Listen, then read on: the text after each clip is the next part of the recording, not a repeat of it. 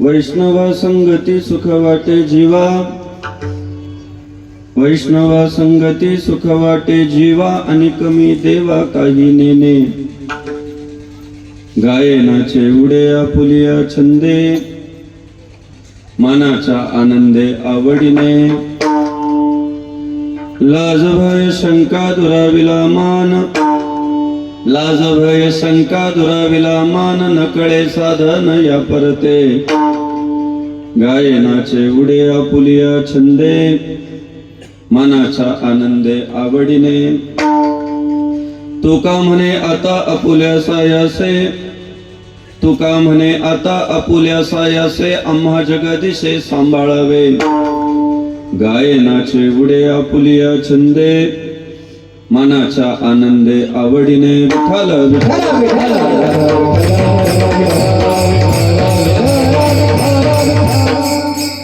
महायोग पीठे तटे भीमरथा, वरम पुंडरीकाय दातुं मुनीन्द्रैः. समागत्य तिष्ठन्तमानन्दकन्दं, परब्रह्मलिङ्गं भजे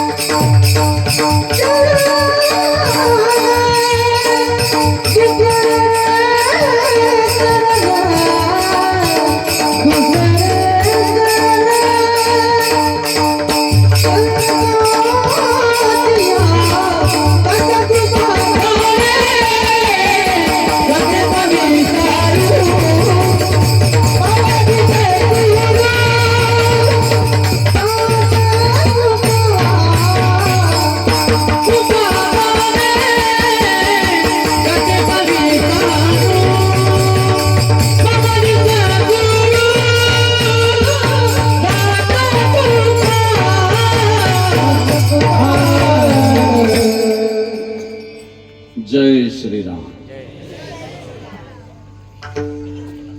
वैष्णव संगती सुख वाटे जीवा, वैष्णव संगती सुख वाटे जीवा, आणि कमी देवा काही नेने. गायनाचे उडे आपुलिया छंदे, मनाच्या आनंदे आवडीने.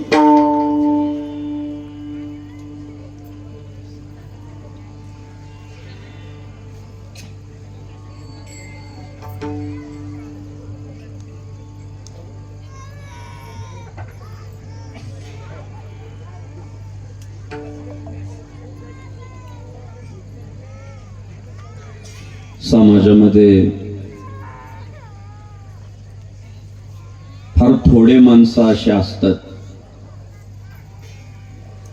की ज्यांना असं वाटतं समोरच्याचं चांगलं झालं पाहिजे. उरलेल्यांच्या मनात नेहमी हाच विचार चालू असतो की समोरच्याचा कधी कुठं कसा करेक्ट कार्यक्रम लावायचा.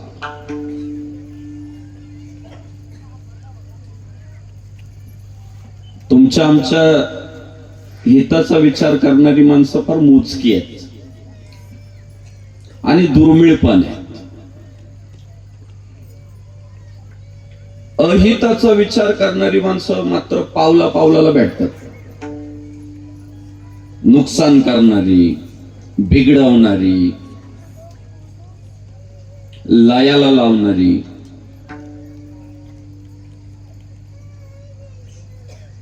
चांगली भेटत नाही, वाईट सुटत नाही.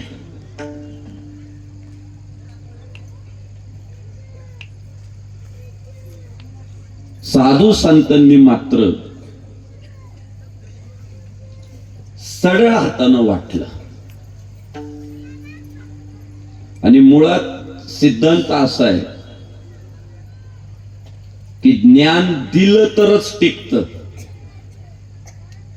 नाहीतर ज्ञान संपतं. आपल्याकडे जुनी लोक म्हणायची ज्ञान दिल्यानं वाढतं, म्हणजे माझ्याकडं पण असतं दुसऱ्याकडं पण असतं म्हणजे वाढलं. नाही दिलं तर ते संपतंय. हिंदुस्थानातल्या बऱ्याचशा कला फक्त संकुचित वृत्तीमुळे संपल्या. नाहीतर अशी माणसं होती आपल्याकडं, आरोग्यशास्त्र असू द्या, अध्यात्म असू द्या, विज्ञान असू द्या, भूगोल असू द्या,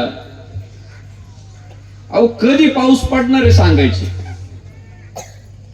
किती उन्हाळा असणार आहे, किती थंडी असणार आहे, एक अंदाज होते, एक लक्षणं त्यांना कळायची. पण फक्त एक अडचण होती, ना पोराला सांगितली ती कला, ना सुनाला सांगितली, ना नातवाला सांगितली, ना गावकऱ्यांना सांगितली. मेलान कला घेऊन गेला. भाऊ हात पाय मोडला, माणसाचं सोडून द्या, बैलाचा आणि गाईचा पाय बसवणारी माणसं होती. मोडला तर आता आमची ऍक्टिव्हावर न पडली तरी ऍडमिट करावं लागत, ते गुंडाळावं लागत आहे 15-20 दिवस. नाही ती फ्रॅक्चर झाली, त्याचे MRI करावा लागतो, एक्सरे करावा लागतो. ज्ञान दिल्यानं वाढत. तुम्ही पहा, जेवढी म्हणून काय 2025 मध्ये आपण जेवढ्या म्हणून ज्या ज्या महापुरुषांची पूजा करतो, वारकरी संप्रदायातील ज्ञानोबा तुकोबादी संत तर आलीच त्यात, पण इतरही जे महापुरुष आहेत, छत्रपती शिवाजी महाराज असतील, पुण्यश्लोक अहिल्यादेवी होळकर असतील, भारतरत्न डॉक्टर बाबासाहेब आंबेडकर असतील, या सगळ्या मंडळींची आज आपण पूजा जी करतो ना, ती एकमेव कारण आहे, त्यांना जे कळालं ते त्यांनी लोकांना सांगितलं.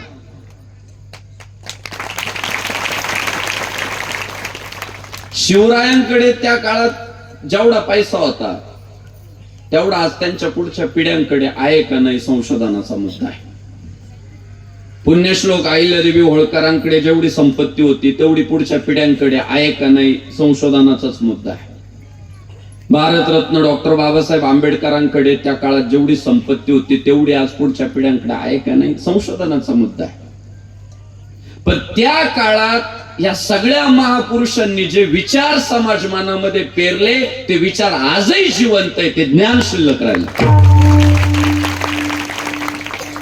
आणि त्यांच्या त्या विचारदानामुळे आपण त्यांची पूजा करतो. लय मोठं सोडावं, छोट्या छोट्या गोष्टी नाही सांगत.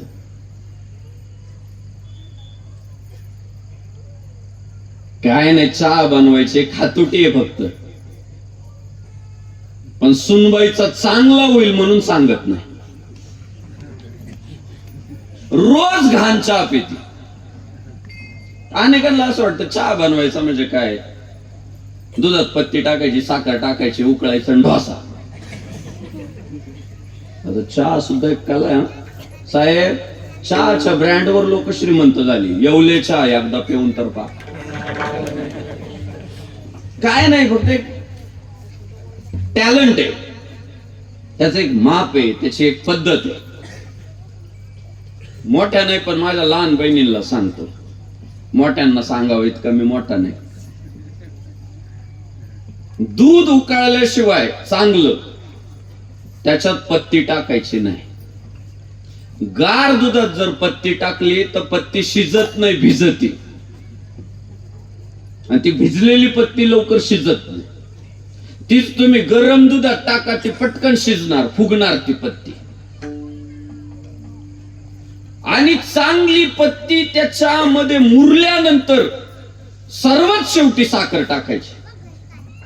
काहींचा हिशोब कसा आहे माहितीये का, चहा करायचा म्हटल्यावर आधी गॅसवर ठेवायच्या आधीच त्यात पत्ती टाकायची, साखर टाकायची, थोडस उकळलं का ढोसा. तुम्हाला सांगतो चहाला रंगच आला पाहिजे. आता मी ज्या घरी थांबलो होतो, मला नाव माहित नाही,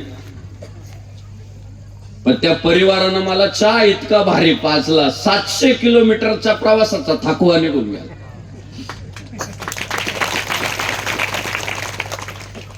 या गावातल्या आमच्या लाडक्या बहिणी हुशार आहे, सिद्ध झाला आल्या आल्या.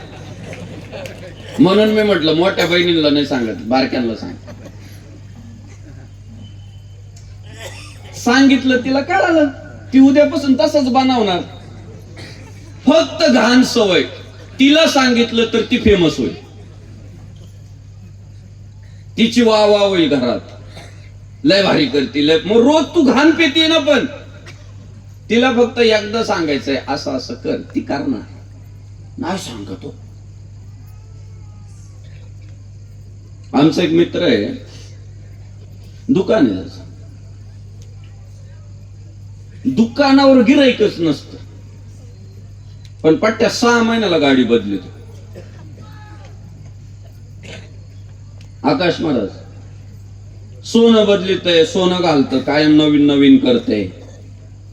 बरेच दिवस मला प्रश्न पडायचा, राव हा दुकानात बसलेला असतो, दुकान तर चालत नाही, पैसा कुठून येतो, श्रीमंत कसा होता. एक दिवस विचारलं त्याला, म्हटलं अरे तुझ्या दुकानात गिऱ्हाईक नसतं आणि तू एवढा श्रीमंत कसा होते. मला म्हटलं काय राव बापू, दुकानावर तर राहतो बसलेला, तुम्ही तर पाहता, दुसरं काय करणार आहे आम्ही. नंतर माहिती घेतल्यानंतर बाकीच्या मित्रांनी सांगितलं व्याजाचा धंदा आहे.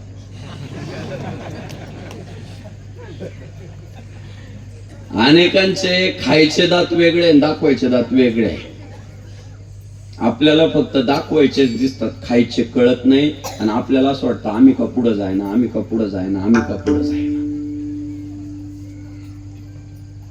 आणि म्हणून साधू संतांनी जे केलं ना, तेच जे खायचं होतं ना, जे खायसाठी वापरलं जायचं, ते जगाला दिला.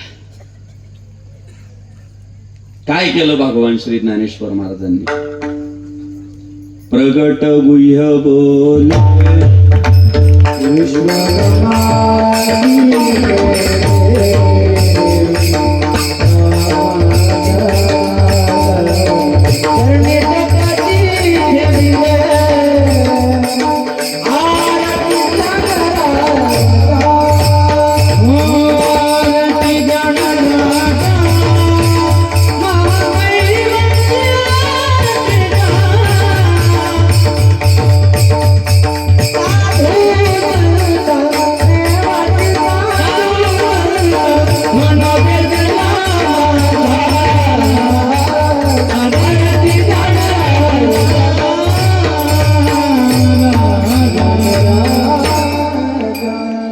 जय श्रीराम.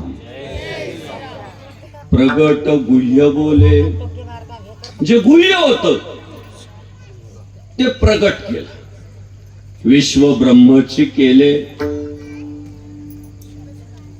जे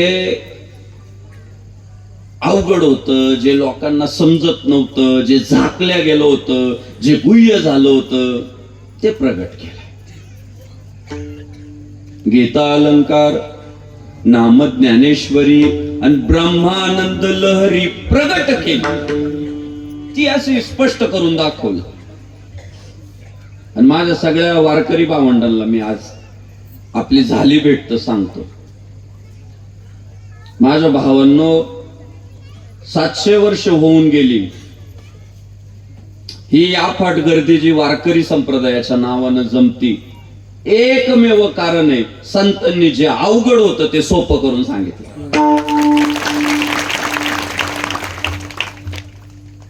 आणि ज्याला अवघड सोपं करून सांगता येतं तोच टिकतो. काहींना सोपं अवघड करायची सवय. रस्ता विचारला ना, कुठून आले, कितीपर्यंत पोहोचायचंय, चांगला रस्ता सांगू का वाईट सांगू? अरे बाबा नीट सांग, काळेगाव कुठे?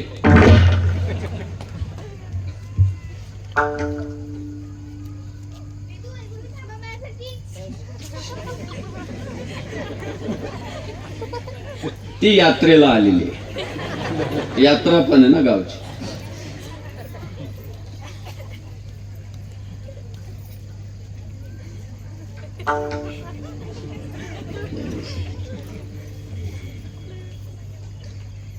ते आपण आता 90च्या दशकातले जे असतील जन्माला आलेले, अजूनही आहे ते नवनीतचे गाईड यायचे. गाईड आता येतात ना, मराठी शाळांमध्ये येत असते. नवनीत मार्गदर्शक गाईड म्हणायचो आपण त्याला. नंतर मग परीक्षेच्या वेळी फाडून न्यायचो. आता आठवलं बघा. बरं ते ना साहेब महाग असायचे, दुकानात त्याची किंमत जास्त असायची. मग आपण आपल्या पुढच्या वर्गात जो गेला त्याला पहिले शोधायचो. शाळा चालू झाल्या तुझे जुने गाईड दे निम्म्या किमतीत. आठवतंय तुम्हाला ते? निम्म्या किमतीत ते काय वाचायला नव्हतं घेत आपण, ते डायरेक्ट आपल्याला लागायचे परीक्षेच्या वेळी. त्याच्यात ते स्वाध्यायाच्या खालच्या प्रश्नांची उत्तरं असायची. पण ज्या ज्या पोरांनी ते फाडले नाही, वाचले, ती पोरं अधिकारी झाली, चांगल्या चांगल्या पदांवर गेले. तर नवनीतवाल्यांच्या गाईडची किंमत जास्त असायची. शाळेतले शिक्षक म्हणायचे गाईडची गरज नाही, अभ्यास करा, धडे नीट समजून घ्या, उत्तर आपोआप तुम्हाला येतील. मग नवनीतवाले त्या काळात ऍडव्हर्टाईज करायचे, जाहिरात. त्या काळात ती जाहिरात इतकी रुजली होती, तुम्हाला इतकी पसरली होती जनमानसामध्ये की शाळेत जाणारे म्हणायचे, न जाणारे म्हणायचे. ते बातम्यांच्या अगोदर लागायला लागलं होतं. नवनीत हाती आले हो, अवघड सोपे झाले हो. आठवतंय? ते म्हणायचे तुम्ही का घ्या नवनीतचं गाईड, तर ते तुमच्या हातात आल्यानंतर अवघड सोपं होईल. आणि लोक घ्यायची, पोरं घ्यायची, वाचायची. आणि तेच वारकरी संतांनी पण केलं. कामाचं तर सांगितलंच, तेचे माझे हित करीती सकळ, जेणे हा गोपाळ कृपा करी. जेणेकरून आमच्यावर भगवंताची कृपा होईल असं हिताचा विचार तर सांगितला. पण सोपेवर मामा सांगितले सोपं, सरळ, किचकट नाही केलं, अवघड नाही केलं. प्रत्येकाला ज्याच्या त्याच्या अधिकार तैसा करू उपदेश. ज्याची जशी कुवत आहे तसं तसं त्याला सांगितलं. आणि भागलिया मज वाहतील कडिये, थकल्यावर सुद्धा कडेवर घेतलं संतांनी. आणि पुढं पुढं पुढं आपल्याला घेऊन गेले, ज्ञान दिलं. पण हे ज्ञान देत असताना अडचण अशी आली की समाजातलं एक प्रॉब्लेम आहे. समाजाला खोटं असलं तरी चालत, पण गोड पाहिजे. लटिके ते रुचे, साच कोणाही न पचे. अहो प्रत्येक घरातला बाप टार्गेटवर आहे, तुम्हाला माहिती आहे का? कुटुंबामध्ये टार्गेटवर कोण आहे? बर, सगळं तोच करतो. पैसे तो कमवतो, घराचं रक्षण तो करतो, घराची प्रतिष्ठा तो सांभाळतो. पण सगळ्या परिवारातल्या सदस्यांच्या टार्गेटवर जर कोण आहे तर तोच आहे. बाबा कधी गावात जाणार आहे, मला टीव्ही पाहायचा आहे. बाबा जातील का 2-4 दिवस जरा निवांत राहतील का घरात? शाळेतून पोरं आल्यावर पहिले विचारतात बाबा कुठे.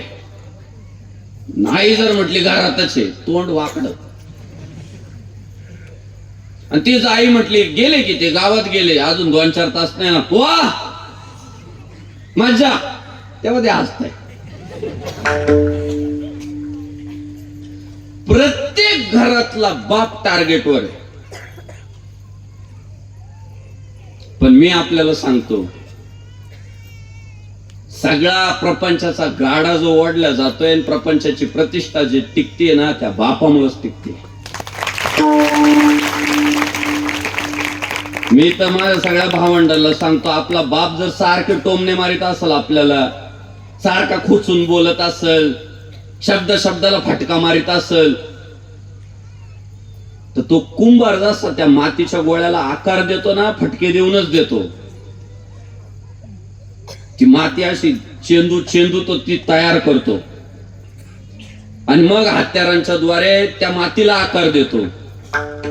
आणि तेव्हा त्या मातीला किंमत येते हो. त्याला एक नाव प्राप्त होतं, मडक, चूल, बोळक, घागर, माठ, मडक, मातीला प्राप्त होतात ही नावं. आणि जो बाप आपल्याला रोज टोचत राहतो ना, रोज टोचत राहतो ना, तो टोचत राहतो ना, त्या बापामुळेच आपण मान होतो. माझी तर इच्छा आहे, माझी विनंती, बाप लोक बिघडल्यासारखी वागायला लागले आजकाल. पोरांना बोलानाच काय. तुमचा बाप जर तुम्हाला रागवत नसेल तर समजा तुमचं वाटोळ ठरलेलं आहे. बाप रागावणारच पाहिजे, चिडचिड करणारच पाहिजे, तेव्हा आपल्याला आकार येतो. बापानं रागवायचं सोडून दिलं का पुढच्या पिढीचं वाटोळ ठरलेलं आहे. सारखा टोचणी देणारा बाप, नंतर कळतं ते. लहानपणी राग येतो की राव काय आमचे वडील राव सारखे टोचत राहतात. नंतर कळतं आपल्याला की अरे त्यांच्यामुळे आज आपण या उंचीवर आलो. हे बिघडल्यासारखे जी पोरं वागतात ना, तुम्ही फटके द्या त्यांना. तुम्ही जर यांना आत्ता फटके नाही दिले तर नंतर हे पोलीसवाले फटके देतात त्यांना. काय साहेब, खरंय का खोटे? नंतर मग यांच्याकडे येतं ते डिपार्टमेंट, आता ठोकून ठाकून नीट करायची. मग माझं म्हणणं आहे, नंतर यांनी हाणण्यापेक्षा आधी आपणच हाणून नीट करू ना त्यांना. शिस्त आहे, जी घरातली पोरं निर्व्यसनी आहे. काय कारण आहे? त्या घरातला बाप कडक आहे, तो नाही सहन करत पोराचा तोंडाचा येणारा वास. त्याला पोराचे रंगलेले दात नाही पावत, नाही कॉम्प्रोमाइज करत. तो डायरेक्ट सांगतो, मी जन्माला घातलाय, मी कार्यक्रम पण लावू शकतो. त्या घरातली पोरं आपोआपच शिस्तबद्ध होतात. आता मी आलो जेव्हा बुलेटवर, तिकडं वातावरण पाहिल्यानंतर मला असं वाटलं मंडपात कोणी आहे का नाही. पण आता ही लहान लहान पोरं, 10 वर्षाच्या आतली पोरं मंडपात बसलेली, तिकडं राट पाळणे वाटत नाही त्यांना. याचं तोंड पाहण्यापेक्षा तिकडं मस्त वाटत नसेल का? पण एक धाक आहे की मी मंडपात दिसलो नाही तर घरी गेल्यानंतर बाप फटके देईल. काही नाही, उपजत आवड आहे की नाही मला करायचं. आणि काहींना धाक देऊन, शिकवून, हाणून, मारून करावं लागतं. आणि साधू संतांनी ती रिस्क घेतली, ते तोफेच्या तोंडावर गेले. सगळ्या संतांना त्रास झाला. ज्ञानेश्वर महाराज असू द्या, तुकाराम महाराज असू द्या, संत श्रेष्ठ गजानन महाराज असू द्या, या सगळ्या साधू संतांना प्रचंड त्रास झाला. एकमेव कारण, खरं बोलले. खरं. आणि लटिके ते रुचे, साच कोणाही न पचे. खोट पचतय व आवडतंय. आणि प्रत्येक जण समोरच्याला खुश करायच्या तयारीत आहे. सगळ्यात सध्या स्पर्धा काय माहितीये का? मी कसं जास्त खुश करीन पुढच्याला. बरं, निवडणुका आल्यावर तर असली स्पर्धा लागते त्यांच्यात. आता हे पंचायत समिती, जिल्हा परिषदेच्या निवडणुका आहे. अहो, नेता असा बोलतो, असं वाटतं जगाच्या पाठीवर हा एकमेव आपला नातेवाईक आहे. काय याला आपली काळजी आहे? निवडणुकाच्या तोंडावर आता एरवी पायी चाललेलो असतो आपण, असं शेजारून जातो पण गाडी थांबवत नाही. आणि आता बळच म्हणतो सोडू का? नाही, आपण म्हटलं नाही मला पलीकडे चला की मी पलीकडे येतो, तुम्हाला सोडून जातो. त्याला म्हणा बाबा तुम्हाला तिथं नाही सोडून गेला तरी चालेल, पण 5 वर्ष आम्हाला सोडून नको जाऊ. काही 5 वर्ष गायब राहतात आणि आई निवडणुकींच्या तोंडावर येतात. आता जिथं महानगरपालिका आहे, नगर परिषद आहे, पंचायत समिती आहे, जिल्हा परिषद आहे, तुम्हाला मी एक सांगून ठेवतो, हे महिन्यातून 1.5 महिन्यात यांनी लाड केलेले अजिबात ध्यानात ठेवायचे नाही. मागचे 7-8 वर्ष यांनी काय धर्मासाठी केलं त्याचा हिशोब करायचा, मग माणूस किमान लय नाही मागचं आठवत, पण 5 वर्ष मागचं तर आठवतं ना. म्हणून लोकशाहीमध्ये 5 वर्षांनी निवडणूक आहे. त्यांनी 20 वर्षांनी ठेवले असताना लक्षात नसतं राहिलं माणसाच्या, कोणी जिरावला आणि कोणी आमचं चांगलं केलं हे ध्यानात नसतं राहिलं. 5 वर्षाचं ध्यानात राहत की पडलेला पण निवडून आलेला पण दोघांपैकी गायब कोण होता. गाव लेवलचे पण आणि राज्य लेवलचे पण कोण दौरे करीतो, कोण अतिवृष्टी झाली, कोण चक्रा मारितो, कोण सारखा माणसात आहे, कोण फक्त बांगल्यातून हात वर करीतो, हे सगळं ध्यानात ठेवलं पाहिजे. आणि आपण खोट्याला बोलून जातो. वर्षभर जो जीव लावितो तो ध्यानात नाही राहत, पण वाढदिवसाच्या दिवशी जो शुभेच्छा देतो, वा खरं आहे ना. आता तर असं सुरू झालंय, वर्षभर गाठ भेट नाही, पण वाढदिवसाच्या दिवशी हमखास फोन करणार, वाढदिवसाच्या हार्दिक शुभेच्छा. बरं आता ते ग्रुप आलेले व्हॉट्सअपचे, ते ग्रुप झालेले, एक ऍडमिन राहतो, हौशे गवशे 900 त्याच्या कॉन्टॅक्ट मधले सगळे त्या ग्रुप मध्ये जोडितो, एकमेकांच्या ओळखा पण राहत नाही, पण ते जोडतो आणि ज्याचा वाढदिवस राहतो त्याचा देतो फोटो सोडून, वाढदिवसाच्या हार्दिक शुभेच्छा. खालची लगेच सुरू होतं तो, वाढदिवसाच्या हार्दिक शुभेच्छा, तुम जीव 1000 साल, साल के दिन हो 50,000. एक आमची तायडी घाई गडबडीत आली ग्रुपवर, तिला वाटलं मेलं का काय, भावपूर्ण श्राद्धांजली गडबडीत होती ती, तिने टाकलं भावपूर्ण. अहो खालचे लगेच सुरू, लय देव माणूस होता राव, ओळख नाही काय नाही, किती मोठी पोकळी निर्माण झाली. पुन्हा ऍडमिन आला, अरे मेले नाही म्हटले, वाढदिवस आहे, लगेच वाढदिवसाच्या हार्दिक शुभेच्छा. स्पर्धा आहे. एखादा हार घेऊन आला ना, दुसरा बुके घेऊन येतो, तिसरा डायरेक्ट मोठा 500 किलोचा हार, माणूस 50 किलोचा.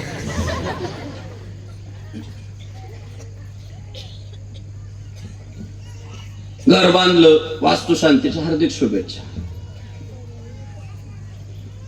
अहो आमच्या मित्रांनी सायकल घेतली, 2.5 वर्षाचं पोरग आहे, सायकल घेतली 3,000ची. त्या पोरग जवळ उभं करून फक्त स्टेटस टाकलं व्हॉट्सअपला, लगेच रिप्लाय सुरू झाले, सायकल घेतल्याबद्दल हार्दिक अभिनंदन. 2,500ची सायकल.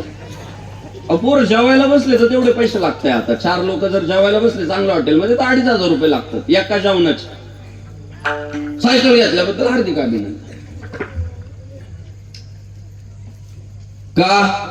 समोरच्याला नाराज नाही करायचा, खुश करायचा. बघा आपले साधू संत, भेटलेल्या माणसाला ना वाढदिवसाची शुभेच्छा दिली, भेटलेल्या माणसानं घर बांधलं त्याबद्दल कधीच हार्दिक अभिनंदन नाही केलं, भेटलेल्या माणसाने गाडी घेतली त्याबद्दल पेढे कधीच नाही मागितले, भेटलेल्या माणसाला म्हटले बाबा नाशिवंत देह जाणार सकळ, आयुष्य खातो काळ,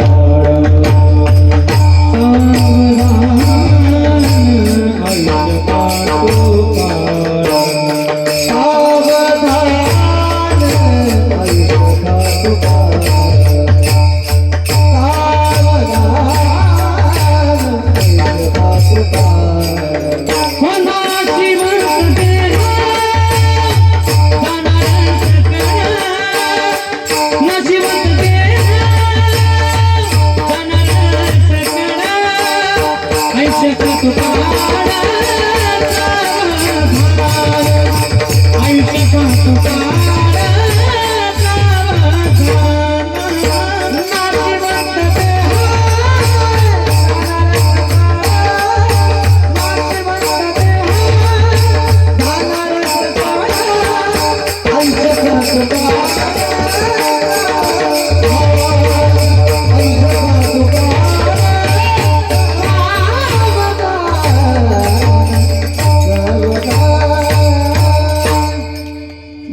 श्रीराम. खरं सांगा, किती स्पष्ट बोलले, किती तोपेच्या तोंडावर गेले. नाशिवंत देह जाणार सकळ, आयुष्य खातो काळ सावधान. आणि जर त्याचा वाढदिवसच असला त्या दिवशी मग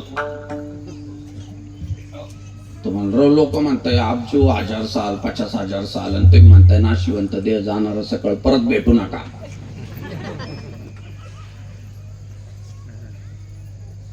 इथं अडचण आहे ना. मग खरं बोललं का मुळव्यात उठते.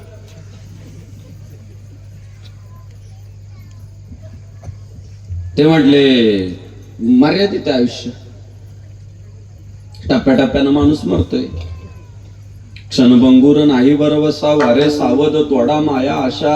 आणि हे जेव्हा साधू संतांच्या लक्षात आलं की माणसाचं आयुष्य मर्यादित आहे, आणि या मर्यादित आयुष्यामध्ये तो जर त्याच्या आयुष्यामध्ये एक एक एक प्रयोग करत राहिला तर कुठे त्याच्या आयुष्याला सार्थकता भेटणार आहे.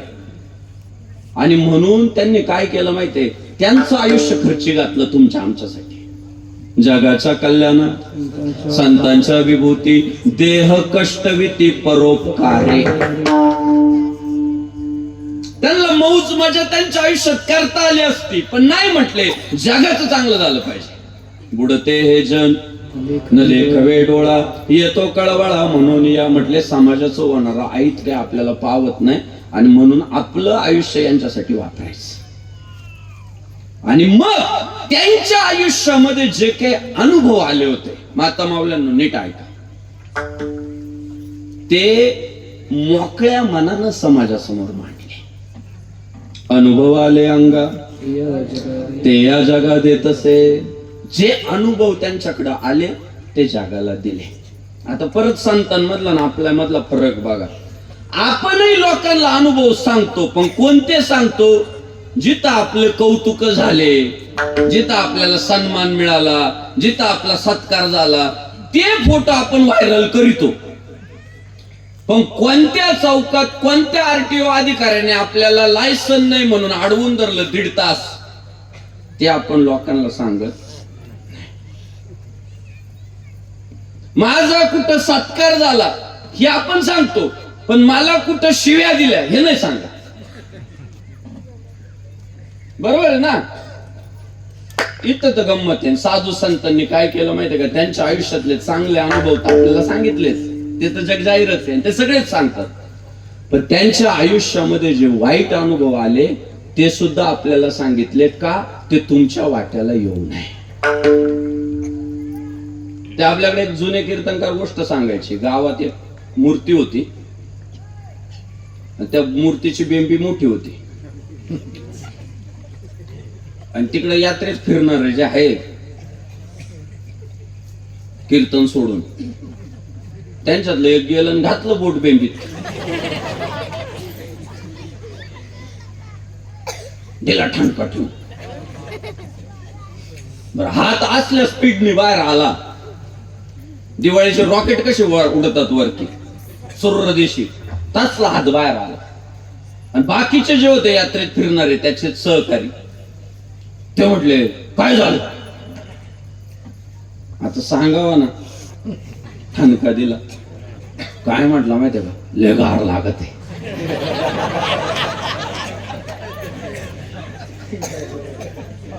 लय गार लागत आहे. तो दुसरा म्हटला तुलाच का गार लागावा, गार लागून घ्यायचा अधिकार आमचा पण.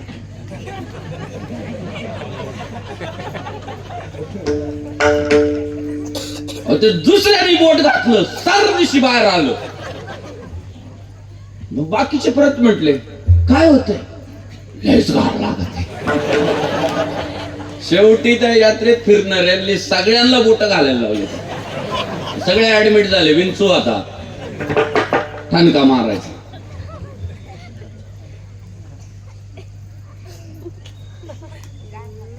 साधू संत एकमेव की आमच्या आयुष्यात जे वाईट अनुभव आले ते तुमच्या आयुष्यात येऊ नये म्हणून तुम्हाला सावध करतो.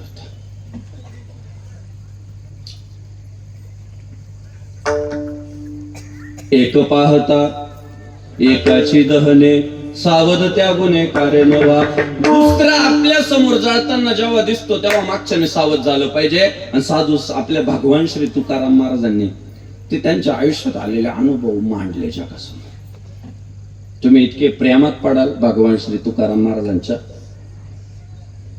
मी सगळ्या माझ्या वारकरी भावंडांना सांगतो, येत्या 7 नोव्हेंबरला अभंग तुकाराम या नावाचा मराठी चित्रपट रिलीज होतोय. सगळ्या मोठ्या थिएटरला तो चित्रपट लागेल. इतर लोक तर बघतीलच, पण ज्याचा ज्याचा जन्म वारकरी परंपरेत झाला त्या प्रत्येकानं तो अभंग तुकाराम चित्रपट पाहिला पाहिजे. भगवान श्री तुकाराम महाराजांनी तुमच्या आमच्यासाठी किती सोसलं. आणि हिंदवी स्वराज्य निर्माण करत असताना भगवान श्री छत्रपती शिवाजी महाराजांचे कसे हात बळकट केले, कसं मन बळकट केलं, त्याचं अत्यंत चांगली उदाहरणं त्या अभंग तुकाराम चित्रपटात दाखवले. आपल्या आळंदीच्या अवधूत दादा गांधी यांनी त्याला संगीत दिलंय, गाणी पण गायली. साहेब, वारकरी परंपरेत जन्माला आलेल्या सगळ्यांनी बघा. आता तुम्ही म्हणाल कीर्तनातून पिक्चर का बघायला लावताय? त्याची अडचण अशी आहे, फालतू पिक्चर आला ना व्हायरल होऊन जातो ट्रेलरच. आणि चांगले चित्रपट येतात जातात, लोकांना माहित सुद्धा होत नाही. माग एका फालतू चित्रपटाचा ट्रेलर आला होता, खालीद का शिवाजी. प्रत्येकापर्यंत ट्रेलर पोहोचला, ट्रेलरने डोके खराब केले लोकांचे. पण चांगले चांगले चित्रपट येतात, माहित सुद्धा होत नाही. म्हणून पुढच्या काळामध्ये माझं प्रामाणिक मत आहे, एक पुस्तक जेवढं काम करू शकत नाही, एक व्यक्ती जेवढं काम समाजामध्ये पसरवू शकत नाही, त्याच्यापेक्षा कितीतरी पट काम एक चित्रपट पोहोचवत असतो. तुम्ही चित्रपटांना गांभीर्याने घ्या. वाईट चित्रपट आले त्याचा विरोधच केला पाहिजे, चांगले चित्रपट आले प्रसारित केले पाहिजे, प्रचार प्रसार केला पाहिजे. धर्मवीर छत्रपती संभाजी महाराज हे कालाचे 350 वर्ष होऊन गेली, अनेक कादंबऱ्या आल्या, पण मधल्या काळामध्ये विकी कौशल साहेबांचा तो छावा चित्रपट आला आणि धर्मवीर छत्रपती संभाजी महाराज घराघरात पोहोचले. चित्रपट गांभीर्याने घ्यावा लागल. चांगले चित्रपट मनी माणसे रुजवावे लागतील, पाहायला लावावे लागतील. भगवान श्री तुकाराम महाराजांनी, मी कालच पाहिलं त्याचं प्रीमियर होता, तर मला निमंत्रण होतं. बघा, घरच्यांचं सोसलंय, गावच्या लोकांचं सोसलं. कोपला पाटील, गावीचे लोक आता मज भीक कोण घाली, सगळं सोसलं. पण तुमचं आमचं चांगलं व्हावं म्हणून बोलत राहिले. तुका म्हणे भीड कोटी, लाभ विचाराचे पोटी. आणि त्या भगवान श्री तुकाराम महाराजांनी चांगले वाईट अनुभव देत असताना त्यांच्या जीवनचरित्रातला एक अनुभव फार चांगला सांगितला. दुष्काळे आटिले, द्रव्य नेला मान, स्त्री एकी अन्न अन्न करता मेली. ऐका, आता त्यांच्या अनुभवांमधनं आपण शिकायचंय. ते म्हटले, काय झालं, माझ्या आयुष्यामध्ये दुष्काळ पडला म्हटले, आणि दुष्काळ पडल्याबरोबर आमच्याकडचा पैसा संपला. पैसा संपल्याबरोबर मान संपला. मग आता गावातल्या प्रत्येक माणसाने आधी कर्जबाजारीच व्हायचं, पैसा संपवायचा, आणि मग बघायचं का लोक कसे वागतात. शिकायचं, महाराजांच्या या अभंगांमधनं शिकायचं. जोवरी चलन ग तोवरी म्हणती माझा, मानिती लहान थोर, विषय सुखाची या काजा. पैसा आहे तोपर्यंत सन्मान आहे.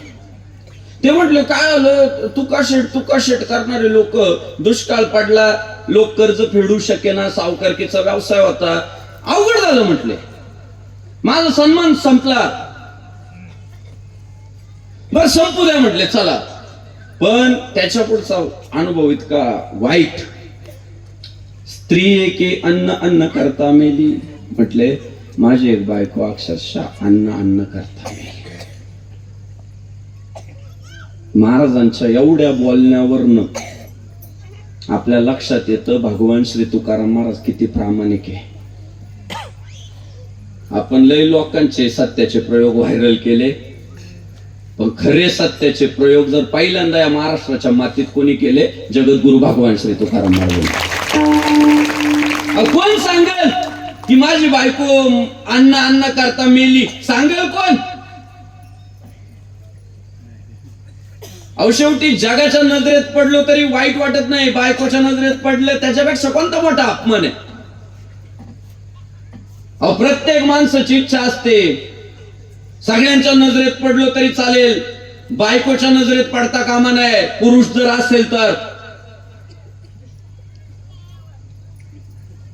तुम्ही पहा घरात जेव्हा ती एखादी वस्तू मागते, आता दिवाळीत सांगितलं मला आमच्या एका सहकार्यानं, ती त्याची मंडळी सारखीच त्याला ते स्मार्ट वॉच घ्या म्हणायचे. आता आलंय ते चार्जिंगला लावावं लागते, सारखेच म्हणायचे. म्हणायचं अगं बाई एकत्रित परिवार आहे आपला, असं एका व्यक्तीला एखादी वस्तू नाही आणता येत. नाही माझ्या बाकीच्या मैत्रिणीकडे आहे, मला घ्या. आता ते दिवाळीत आलं बघ घेऊन गाड्या. रात्री बेडरूम मध्ये तिला म्हटलं हे गाड्या स्मार्ट वॉच पाहिजे होतं ना तुला, घे. पण उद्या गल्लीत बोंबलत नको फिरू, यांनी आणलं यांनी आणलं यांनी आणलं. घरात कोणी विचारलं गल्ली तो कोणी विचारलं तर सांगतोय भावाने दिलं. बाई साहेब लय खुश ना, स्मार्ट वॉच भेटलं. पुन्हा माहेरच्या लोकांचं कौतुक. मग ती म्हटली माझ्या नवऱ्यासारखा नवराच नाही. बरं यांना माहेरचं माणूस सोडा कुत्र सुद्धा आवडत.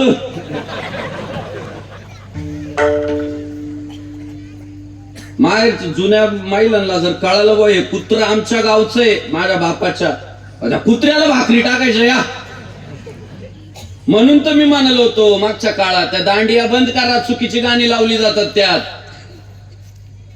मी का विरोध केला त्या दांडियांचा? की जी हिंदुस्थानाची संस्कृतीच नाही ते दाखवताय, ते ऐकवताय. मैं तो भूल गई बाबुल का देश, पिया का घर प्यारा लगे. हे शक्य आहे कधी? बापाचा देश या विसरतात. सगळं विसरतील पण माहेर नाही विसरत. या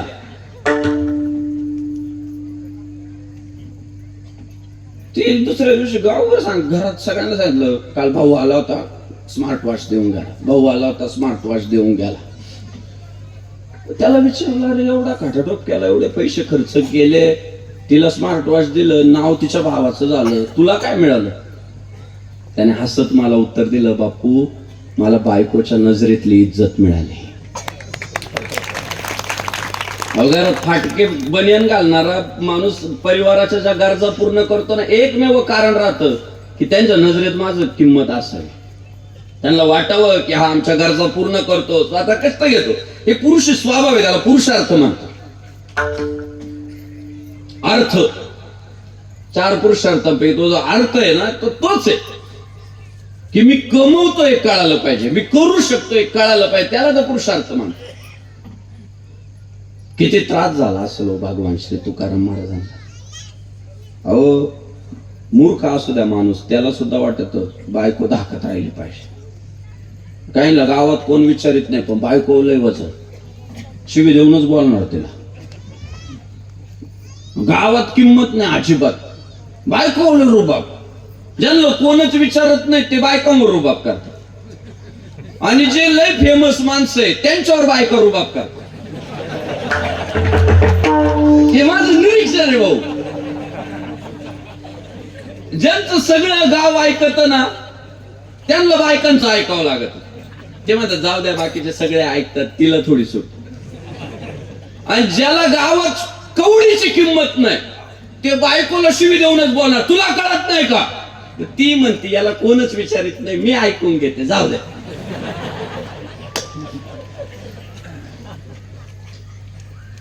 आमच्या एका मित्राचं लग्न जमत नव्हतं.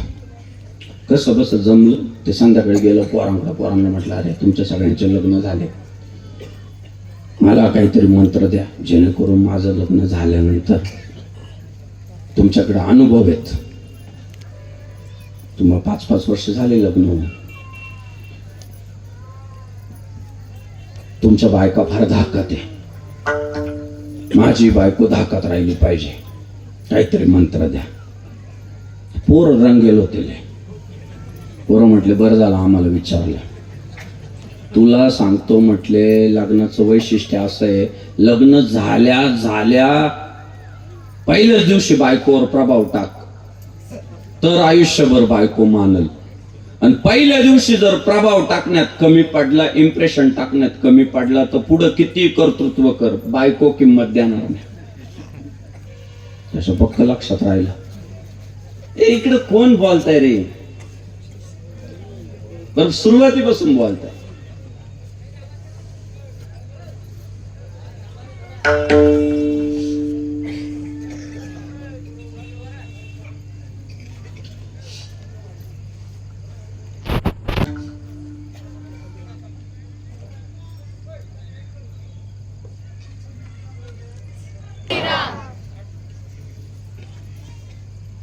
झालं बोल लग्न. सकाळी सकाळी आंघोळ करून ते खाटेवर येऊन बसलं आणि डोक्यात विचार तोच चालू.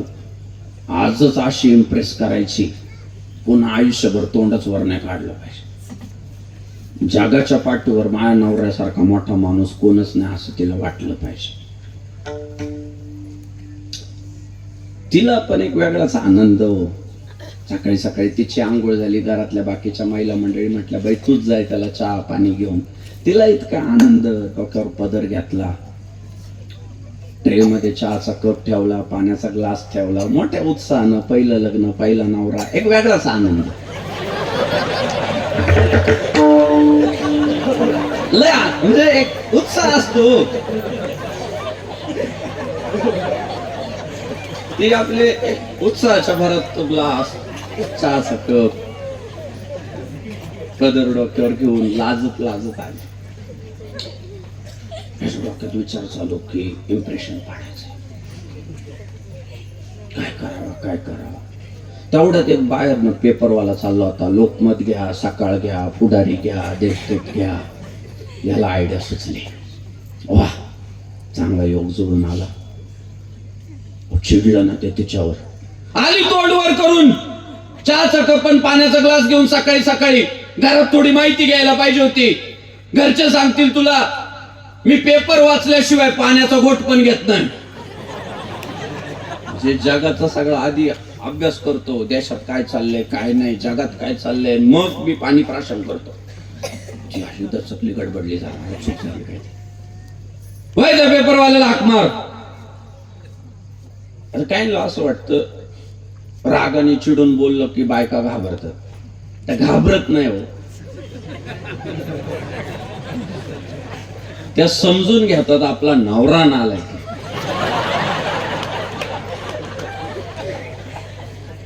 या मी लाडक्या बहिणींचं का कौतुक करतो माहितीये का?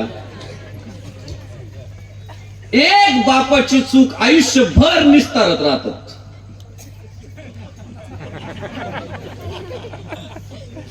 तुम्ही म्हणाल असं का बोलतोय, मी पटवून देतो तुम्हाला. लग्न होईपर्यंत तिला माहित राहतं आपला नवरा बेवडा आहे.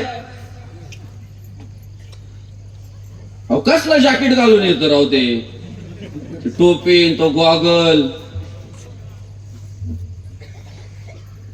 2 टूथपेस्ट घालवतो ते लग्नासाठी एका दिवसात. चकाचक दात करीत आहे. लग्न झाल्यावर तिला कळत माव्यावाला आहे. मावा आहे इकडं, तंबाखूवाला आहे, गुटख्यावाला आहे.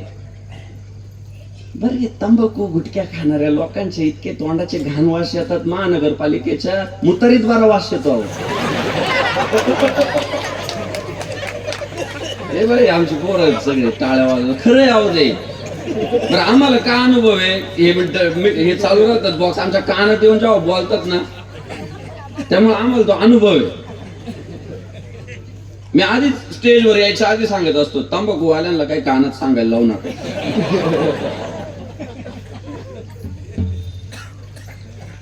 मग तिला कळत दारुडा आहे, दारू पितो. ऐकायचंय माझ्या मायबापांनो, कुलवंत घरातली पोरगी संसारच करून दाखवते हो त्याच्यासोबत, तसल्यासोबत. तुम्ही टाळा आता नका वाजू, पुढचा मुद्दा लय भारी. मी का म्हणतो ते आपल्यापेक्षा श्रेष्ठ आहे, त्याचं कारण आहे. तिला लग्न झाल्यावर सगळं कळतं की हा दारुडा आहे, हा गुटखा खातो, हा तंबाखू खातो, हा सिगारेट ओढितो, सगळं तिला नंतर कळतं. क्षणभर फक्त विचार करा, लग्न झाल्यावर जर आपल्याला कळालं तिला 90 लागती, आपण घरात ठेवू? समजा आता एखादी लाडक्या बापाची लाडकी लेक असेल, तिला आपण लागू शकते ना, असं थोडीच स्त्री पुरुष समानता आहे. आणि ती जर लग्न झाल्यावर म्हटली अहो मी घेते बरं का, खरं सांगा ठेवू आपण? दुसऱ्या दिवशी लात मारून काढून देऊ, चल नेक, कोण तुला रोज 90 आणून द्या? हा त्यांच्यातला ना आपल्यातला फरक आहे. आपण लगेच हमरी तुमरीवर येतो आणि त्या सोशिकपणे संसार करून दाखवतो. ठीक आहे का लाडक्या बहिणी? सगळ्यांना सांगायचं पुढच्या वर्षी यालाच बोलवा.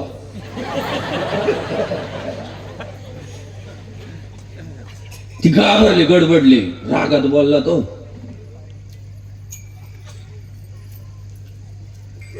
कदाचित काही पुरुषी मानसिकतेच्या लोकांना माझं बोलणं आवडणार पण नाही, पण मी खरं सांगतो, देश जर पुढे जावा असं वाटत असेल आणि जगात आपला हिंदुस्थान चमकावा असं जर वाटत असेल तर स्त्रियांचा सन्मान करायला शिका.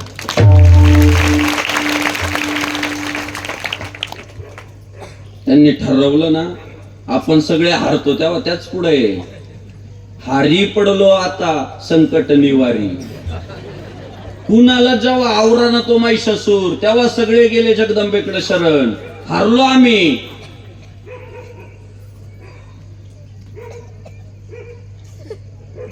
प्रशिस्त बघा, तिकडं कुत्रे भुकताय पण महिला बोलत नाही.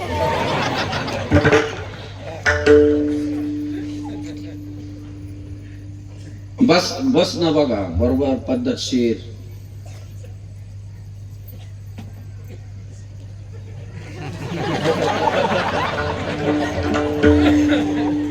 लय फरक आहे आपल्यात आणि त्यांच्यात, लय फरक आहे. घरातला धर्म सांभाळताय, गावातलं राजकारण सांभाळताय, परिवारातल्या पोरांचं सगळं करताय. मी पुरुष वर्गाला सावध करतोय बाबा, पुरुष म्हणून तुम्हाला सावध करतो, अजूनही सावध व्हा. घरातल्या देवपूजा त्याच करायला लागल्या, बाजार भाजीपाला त्याच करायला लागल्या, दळण कांडण त्याच करायला लागल्या, सरकार कोणतं बसवायचं त्याच ठरवायला लागल्या.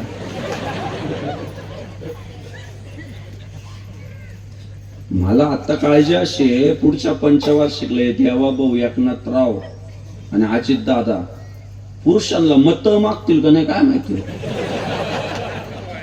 ते तिघं व्हॉट्सअपला स्टेटस ठेवायला बसले, लाडकी बहन है तो डरने की बात क्या है. कीर्तनाला आहेच, पारायणाला आहेच, कथेला आहेच, भजनाला आहेच.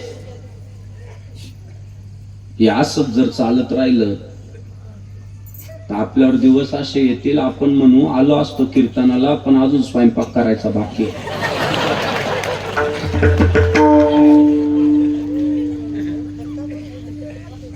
आलो असतो पण अजून भांडे कोण धुईल. अनेक घरांमध्ये झाली सुद्धा ती परिस्थिती. आपण थोडस एक एक पाऊल आता आपल्याला ऍक्टिव्ह व्हावं. मी यात तिकडून आलो, पोरी नाही दिसल्या, महिला नाही दिसल्या, पुरुष दिसले फक्त तिकडे. माझं म्हणणं असं आहे की ठीक आहे दिवसभर मनोरंजन आहे, पण रात्री धर्मासाठी एकत्र यायचंय तर सगळ्यांनी आलंच पाहिजे. माझं टार्गेट पूर्ण झालंय, पण ती धर्मात फूट दिसते. मी आयोजकांना सांगतो, तिकडची सगळी दुकानं असतील किंवा ते काय बाकीचे खेळ असतील, तुम्ही सूचना केल्या पाहिजे 8 ते 10 बंद राहील.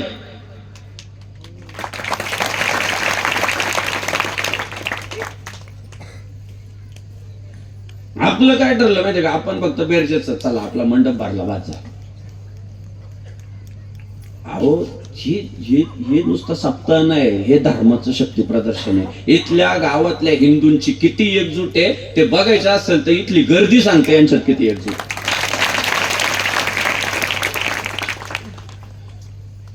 ती चिडलं तिच्यावरती, सरकली माग.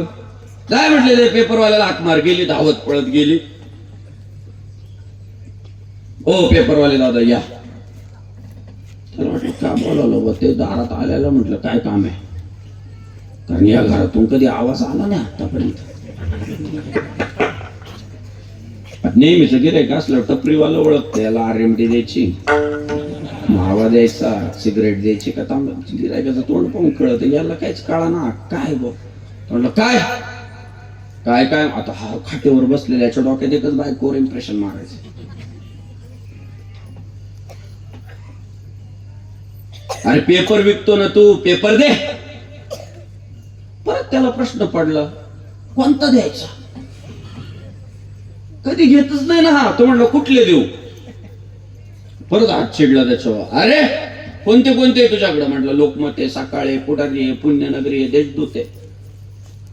गप घ्यावं ना एखादा, अक्कल सुचली. इंग्रजी नाही का एखादा. एक लक्षात ठेवा, म्हणजे बायकोवर इम्प्रेशन पडलं पाहिजे बा, आपला नवरा लय हुशार. तो म्हणला आहे की टाइम्स ऑफ इंडिया दे.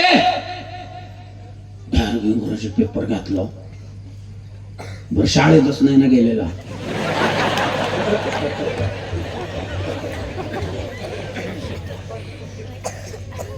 म्हणजे त्याचा अंगठा घ्यावा लागतो, अंगठा घेताना सुद्धा ते घेणाऱ्याला म्हणावं लागत डिल्ला सोडा. बरं अंगठा डिल्ला सोडा म्हटल्यावर सुद्धा तो म्हणतो थांबा जरा प्रयत्न करतो. अंगठा डिल्ला सोडायला सुद्धा प्रयत्न करतो म्हणतो. काय आहे माझा पेपर धरला. आत्मविश्वासाने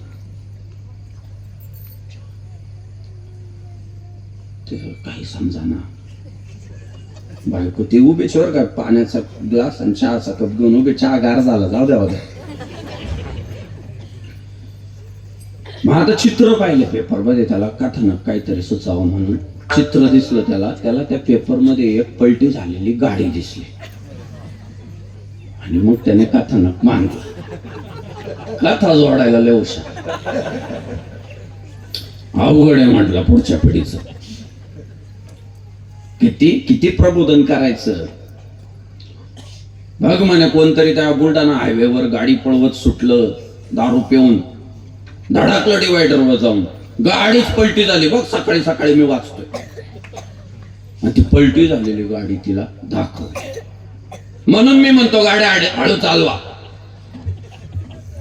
त्या पोरीने आतापर्यंत सगळं सहन केलं, पण शेवटी सहनशीलतेची एक मर्यादा असते. ती मात्र आता काही तिला राहावा ना. ती म्हटली जाऊ दे, याने नांदवली तर ठीक, नाही नांदवली तरी बरंच आहे, जाऊ दे, याच्या नादी लागण्यात अर्थ नाही. ती बोलली बुवा. ती म्हटली आहो गाडी वगैरे काही पलटी नाही झालेली. त्या पेपर मध्ये नवीन एक गाडी लॉन्च झालेली आहे, त्या गाडीची ऍडव्हर्टाईज आज पेपर मध्ये आलेली. व ही गाडी लय भारी, घ्या विकत. पण धनी तुम्ही पेपर उलटा धरलाय, त्यामुळे गाडी तुम्हाला पलटी झालेली दिसते. त्यामुळे तेवढा पेपर जरा नीट धरा, मला नीट आता वाचूनच दाखवा, तर तुम्हाला चहा उद्यापासून.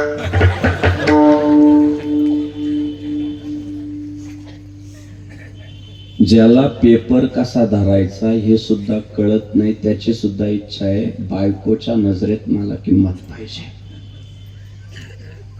बायकोने मला मानलं पाहिजे, बायकोने माझा अपमान नाही केला पाहिजे. बघा ते कायम चिडतात, बेडरूम मध्ये मारीत जाय पण चार चौघात बोलत जाऊ नको. त्याला लय हर्ट होत साहेब, लय हर्ट होत त्याला. बायको जर चार चौघात बोलली ना ते लय चिडचिड करीत. तर तू मला बेडरूम मध्ये मारीत जाय ना डायरेक्ट, चार चौघात नको बोलत जाऊ. खरंय नाही तेव्हा बारीक बारीक म्हणतात खरंय.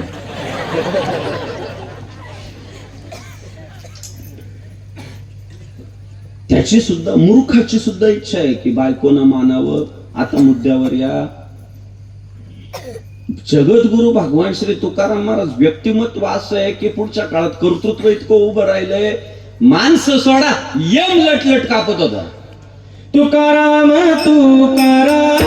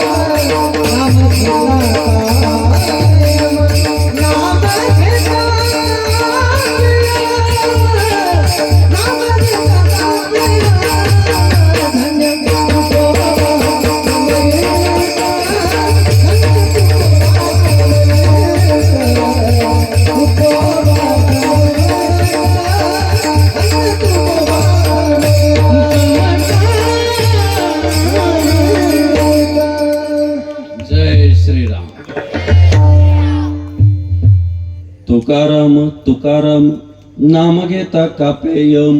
त्याचं नाव घेतल्यानंतर यमाला तारकाप सुटत होता. एवढं कर्तृत्व आयुष्यात घडवलंय.